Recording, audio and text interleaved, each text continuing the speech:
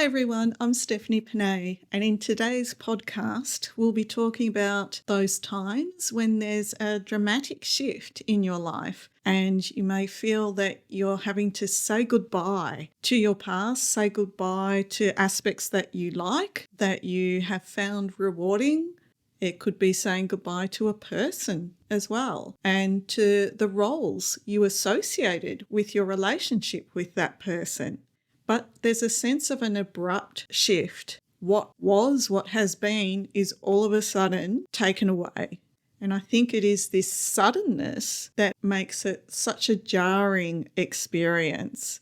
Recently, I was watching a documentary about dinosaurs and the extinction of dinosaurs. And the commentator said that usually with the extinction of a species, you see a gradual decline. But with the dinosaurs, the extinction happened all of a sudden. And the assumption is that a comet landed on the Earth and caused such drastic changes all of a sudden in the environment that the dinosaurs died. Well, I think the times where you feel like things are falling apart and things kind of come to a crescendo and a change needs to happen, it's like this sudden change. It's like the comet hits the Earth and there is a sudden extinction of the way things were. I also think about this in terms of human biology and the sudden shift that occurs for women when they go through menopause. So we're looking around the ages of generally 45 or 50. It might start anywhere in between that span. And whereas men have a very gradual decline in their reproductive hormones, women have a drastic, sudden decline in their reproductive hormones. And it is felt with all sorts of symptoms. The hot flashes is what they call them in America, I think. Hot flushes is what they're called in Australia. A certain aura that you can feel before you get a hot flush that can feel like intense anxiety or depression, like a wave goes through you before you get the hot flush. Other symptoms, cognitive symptoms, sleeplessness. It's not uncommon to hear a woman say, I haven't slept for 10 years, because 10 years is the general cycle of going through these symptoms when you hit menopause. Those kind of things really create a sharp distinction between now and the past. It says this time of childbearing, if you like, has been gone. Even if you don't have children, it is a sharp distinction between where you are now and the past. There's no denying that you are aging when you hit menopause. In this podcast, I'll be reading from an essay I wrote called When Things Fall Apart, and it is taken from my book, The Farthest Reaches of Inner Space, A Course in Miracles and the Postmodern World. I'll be providing examples of these sudden shifts and dealing with the feeling of things falling apart that comes with them, with examples from the life of Carl Jung. And also at the end, I'll provide an example from the life of Lauren Jackson, who is one of Australia's most revered basketball players. But for now, let's start with the essay, When Things Fall Apart. The essay begins with a quote from Joseph Campbell from his book, The Hero with 1,000 Faces. And the quote is talking about that time when we do need to make a change, but we're not exactly sure what that change is, or we are so scared of it that we won't allow it into our consciousness. Here's the quote. That which has to be faced and is somehow profoundly familiar to the unconscious, though unknown, surprisingly, and even frightening to the conscious personality, makes itself known, and what formerly was meaningful may become strangely emptied of value. Thereafter, even though the hero returns for a while to his familiar occupations, they may be found unfruitful. A series of signs of increasing force then will become visible until the summons can no longer be denied. End of quote. So the summons that he's talking about is the summons to adventure. In his book, The Hero with 1,000 Faces, the path of the hero is characterised as going on a quest, an adventure. But the call to adventure is never experienced happily. He uses the word adventure, but you might as well say tragedy or some kind of, it feels like trauma in that it can be a sudden force that causes an extinction of your previous life, and you are forced to face things that you have left undone or aspects of yourself that have been left by the wayside in your previous life, if you like. Anyway, let's get on with the essay. In a previous essay called On Mystics and Artists, I wrote of how Linda Ronstadt went against advice to record an album of traditional Mexican songs. She had felt she'd just die if she couldn't do it, and I suggested that this inner imperative stemmed from a connection with what Kierkegaard called subjective truth. Likewise, we might know we need to let something go, yet resist because we feel that we'd just die if we did. This apprehension, along with the sense of total loss as we finally let it go, plays an important role in Carl Jung's analytical psychology and is the subject of this essay. Subtitle: Everybody Moves, Everybody Changes. If you are a fan of the group Died Pretty, you will recognise that title as being one of their songs, one of my favourite songs. Okay, carrying on. Before I closed my bodywork and counselling business, I felt a growing dissatisfaction with it. I knew I wanted to do something else, but did not know what it might be. In the meantime, the word responsibility loomed large. I had bills to pay and a sense of duty towards my clients, as was clear from a dream I'd had around this time. I dreamt I was on the set of the sitcom Seinfeld. Jerry Seinfeld was in the kitchen of his apartment and opened the door of his refrigerator. I said to him as he surveyed the contents, "Please don't ever stop what you're doing." I was a fan of the show and hoped it would run forever. Jerry turned to me and said purposefully, "I can't just keep doing this for the money." When I awoke, I recalled how a long-term client had once said to me, "Please don't ever stop what you're doing." The dream showed that the sense of duty to my patients and financial concerns were indeed major players in stopping me from closing my practice. One morning, not long after this dream, I awoke to the following words in my mind: "You have a right to be happy." Another important message. This showed that on some level I'd thought that the satisfaction I had within my current role was as good as it gets, and that I should accept my lot. After all, I really loved my clients, and hadn't I been satisfied in my role until now? The turning point finally came when I got a severe ear infection that affected my balance, and I had to take a few weeks off work. An ear infection. How appropriate. Despite the clear signals I'd been getting via dreams, I wasn't listening. I was clinging tight to what I knew. It was during this time that I finally accepted that I was going to close up shop. What followed was a classic Jungian descent. It was a time of incapacity and emotional turmoil in the face of unknowns. Subtitle: Carl Jung and Sacrifice. This is a quote from Carl Jung from his book called The Red Book. Now, The Red Book was like a personal journal of his, which he never intended to publish originally. It was a place in which he could put all of his thoughts going through his very, very difficult period. This is the quote: "Sacrifice is not destruction. Sacrifice is the foundation stone for what is to come." End of quote. The main experience I had immediately after closing my business was of profound loss, of something held dear but sacrificed in the knowledge that I must move on. Such an experience is central to Jung's theory of individuation, of growing toward experiencing the wealth of who we are. The sacrifice involved isn't the kind people make to assuage their guilt, nor is it about bargaining to get something in return or choosing to sacrifice one thing to have something else, a one or the other scenario that is the ego thought system. The kind of sacrifice Jung means involves an acceptance of loss with no immediate idea of what might fill the gap. We let go of something because we know it isn't right for us anymore. but we don't yet know what is right, and so are left feeling bereft. Painful as it is, and that is a mild understatement, this sacrifice is necessary for the emergence of a wider consciousness based on wholeness. According to Jung, the sacrifice is of something that we have projected part of ourself into, which we feel as an extension of our very being.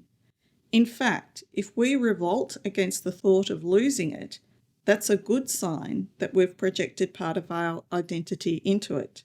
So, not only will we mourn the loss of the object, but of the projected part of ourself as well. What then might that part of ourself be? Subtitle: The Devil is in the Detail. On the path to embodying the wholeness of our personality and our spiritual self, we need to let go of the character armour we adopted early on to make us feel secure. Character armour comprises habitual ways of interacting and relating to others that protect us from shame and guilt, and associated fears of abandonment, rejection, retribution, and punishment. We might identify strongly as an achiever, for example, or as a carer. To sacrifice the character armour associated with an object is about saying yes to the wholeness of the self. And the self here I'm referring to is the one with a capital S, so that means our spiritual self, which is about wholeness in Jung's analytical psychology. So it's about saying yes to the wholeness of the self and goodbye to an aspect of the past that is holding us back. Often, what gets us to finally let go comes via something external, a stone in your path where you least want it, as expressed by Jung in his Red Book. Jung refers to what brings about the change as the devil archetype, or the trickster, which also represents the part of ourselves that we have thumbed our nose at, left unattended, and disused. Here are a couple of quotes from the Red Book. The devil, as the adversary, is your own other standpoint. He tempts you and sets a stone in your path where you least want it. The devil always seeks to saw off the branch on which you sit. That is useful and protects you from falling asleep and from the vices that go with it. So the devil, as Jung is expressing it here, isn't a bad thing necessarily. The devil is just the thing that, the trickster, that throws a stone in your path or saws off the branch that you're sitting on so you don't fall asleep. It's something that is experienced as being inconvenient and it wakes you from your slumber, but it's good that it wakes you from your slumber because otherwise you would never grow. Okay, carrying on. Once we accept our other or opposite standpoint, we experience redemption through wholeness. While my role as a therapist had been extremely helpful to me, staying in it meant I would compromise myself by not moving beyond it, as I eventually did through writing. This is exactly the kind of predicament Jung found himself in 6 years after beginning his collaboration with Sigmund Freud. Subtitle: Jung's Sacrifice. Freud and Jung are perhaps more widely known for their conflict than for their respective theories. What started out as a meeting of minds was tainted by a struggle to fulfill each other's incompatible emotional needs. Freud wanted an unquestioning, obedient heir to champion his form of psychoanalysis, and Jung wanted a father figure with whom he could collaborate. Having perceived his own father as weak, Jung was impressed by Freud's intellect and confidence. Jung was, however, aware of his transference onto Freud, as seen in a letter he wrote to him approximately 1 year into their relationship. Jung was grappling with his own childhood sexual abuse at the hands of a man he had admired and grown close to. The memory had come to prominence through his attachment to Freud, and so he stopped replying to Freud's letters for a while to protect himself. Freud naturally questioned why Jung wasn't answering his correspondence, and Jung replied with the following in a letter dated October the 28th, 1907. And this is the letter. Your last 2 letters contain references to my laziness in writing. I honestly do try, but the evil spirit that bedevils my pen often prevents me from writing. Actually, and I confess this to you with a struggle, I have boundless admiration for you, both as a man and a researcher, and I bear you no conscious grudge. So the self-preservation complex does not come from there. It is rather that my veneration for you has something of the character of a religious crush. Though it does not really bother me, I still feel it is disgusting and ridiculous because of its undeniable erotic undertone. This abominable feeling comes from the fact that as a boy I was the victim of a sexual assault by a man I once worshipped. I think I owe you this explanation. I would rather not have said it. That's the letter. Freud's response to the above is lost, but from Jung's subsequent reply, it appears that the disclosure of sexual abuse went without remark from Freud, and that Jung's transference was treated lightly. Though Freud addressed Jung's concerns lightly, it became clear early on that he was sharing elements of Jung's disclosures with his closest followers. Most likely, this was done to discredit Jung by casting his differing opinions as symptoms of a father complex. This, along with the creation of a secret committee of Freud's loyal, unquestioning followers, undoubtedly affected Jung.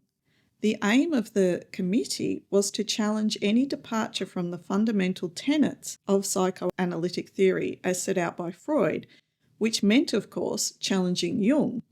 Pushed to the outer, Jung eventually left the fold. Out on his own, with no sure theoretical footing, and harshly regarded by many colleagues, Jung experienced his own descent, a time of anxiety and depression. In his autobiography, Memories, Dreams, Reflections, Jung describes how he dealt with the intense emotions that came up during this time by developing a technique to translate the emotions into images. He began writing about and painting them, and later transcribed this material into what was to become the Red Book.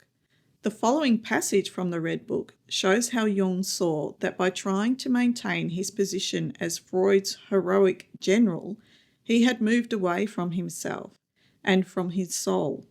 Quote, "Why is myself a desert? Have I lived too much outside of myself in men and events? Why did I avoid myself? Was I not dear to myself?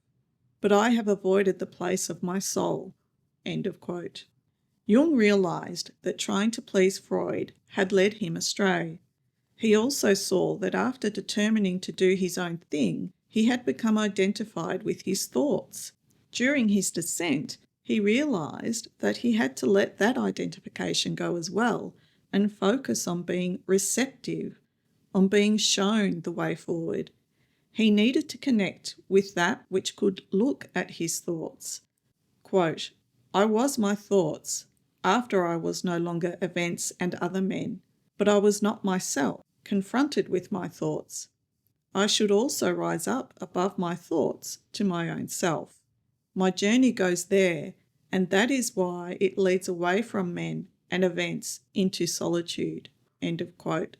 So he's saying that after he saw the error of thinking he was the events of his life, all that was going on externally, he became identified with his intellect and his thinking and how much that differed from everybody else, from Freud and so on. And he was like, I need to not be attached to those thoughts either. For a period of time, I need to start being receptive and to get back in touch with my soul. And so that is why he says, my journey goes there, and that is why it leads away from men and events into solitude. Carrying on. As St. John of the Cross said of the dark night of the soul, it is a passive night, guided by faith and humility. In mourning, as in grieving, and realising the value we have projected into the object of our sacrifice, we can discover that value internally. Without digging, things come up for processing, for forgiving. What follows is a cleansing of the shame and guilt that had us compromising ourselves to cling to a role, object, or person for security. Freud's betrayal of Jung's confidence, for example, likely brought up Jung's betrayal at the hands of his childhood mentor. If only there was someone Jung could look up to and trust, someone who would provide wise counsel and not feel threatened by his questions and doubts. And here lies the essence of the redemptive process. The whole point of the sacrifice is to lead us to look within for such an object. For Jung, this object was symbolically represented in the figure of Philemon.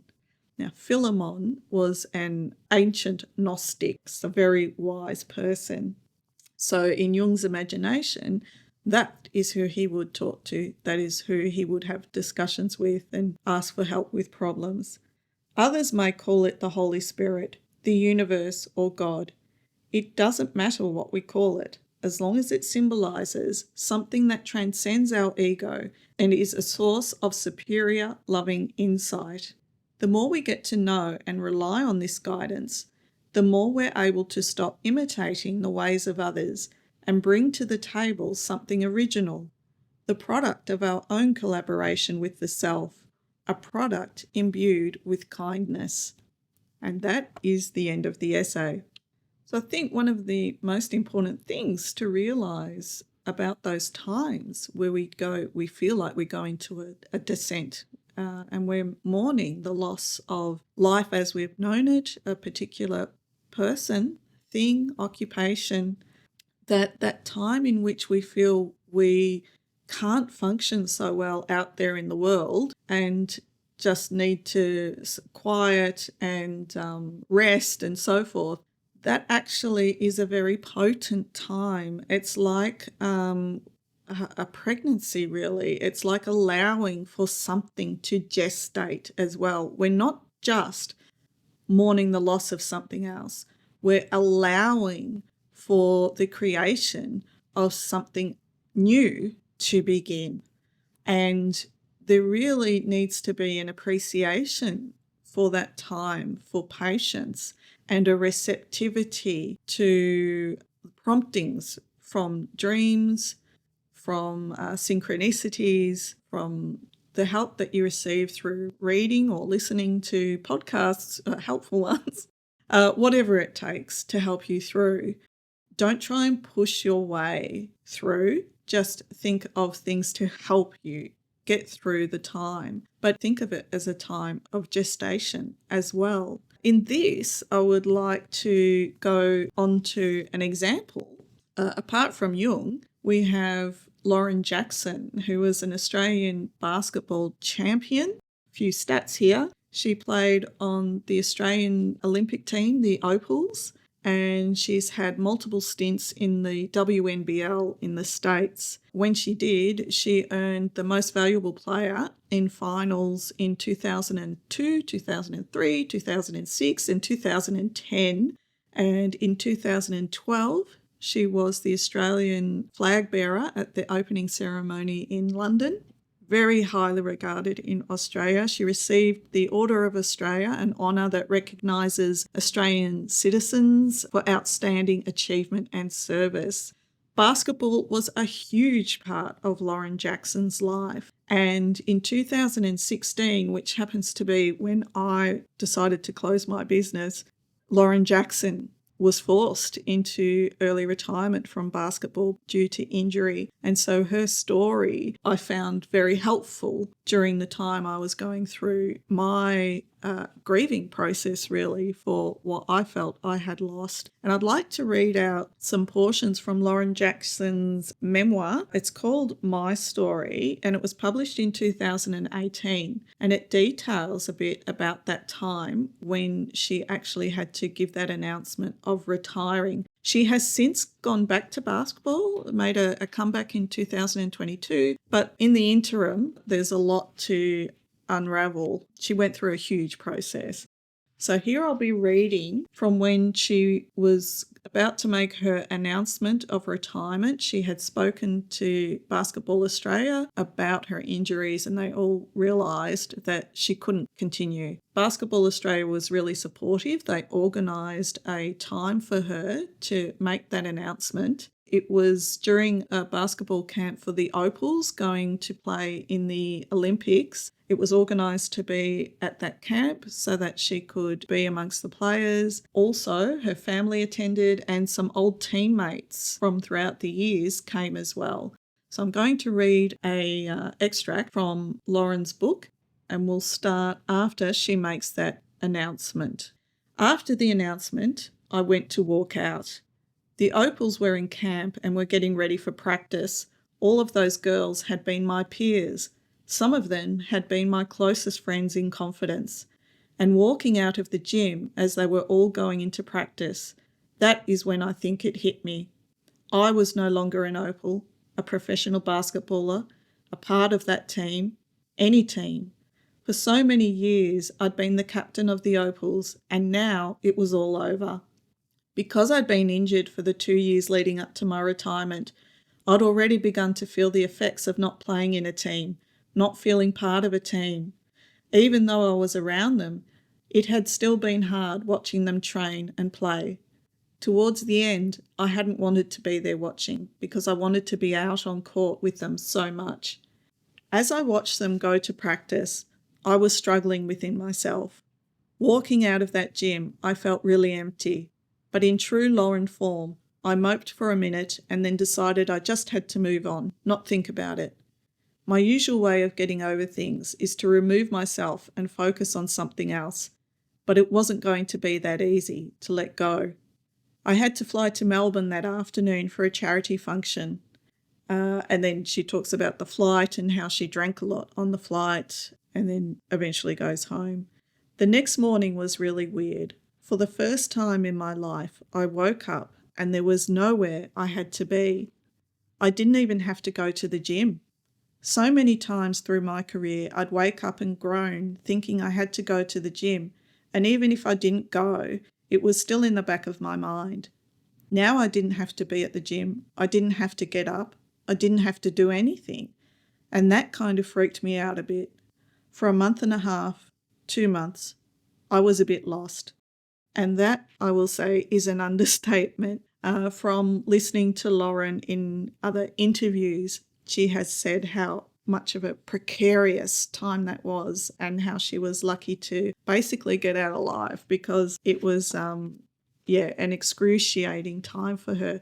Not only had she lost basketball, which had given her a sense of purpose, comradeship, all that she described, she also was coming off some pretty heavy painkillers associated with her injuries, and that was also an extremely difficult thing. Now, with Lauren's story, about 3 months after this period of coming home and feeling absolutely devastated and dealing with that, I think she didn't leave home for a long time, and she has said that she spent a lot of days just in bed, didn't want to get out of bed. Fortunately, she had her parents with her to help her through that.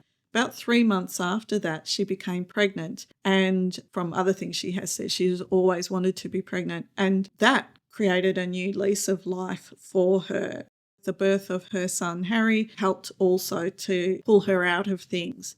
But it might not be a literal pregnancy, obviously, during that period in which we feel bereft. But again, if we can think of it as a gestation period, if we can make ourselves receptive and not freak ourselves out so much about the future and what it holds, just trust that it does hold something for us, we then let go of the blocks to receiving guidance as to what that might be. And we will be in a gestation period. It is giving birth to something else eventually that we can start to see is our new classroom. If you're a Course in Miracles student, we would say it's our new classroom for learning lessons of forgiveness, which means letting go of identification with shame and guilt and becoming aware more of our innate wholeness. And in doing so, that always provides a gift to someone else, just in who we are and in the loving thoughts that we now extend rather than the fearful thoughts. I hope this has been of help to you. Thank you very much for listening and all the best. Bye.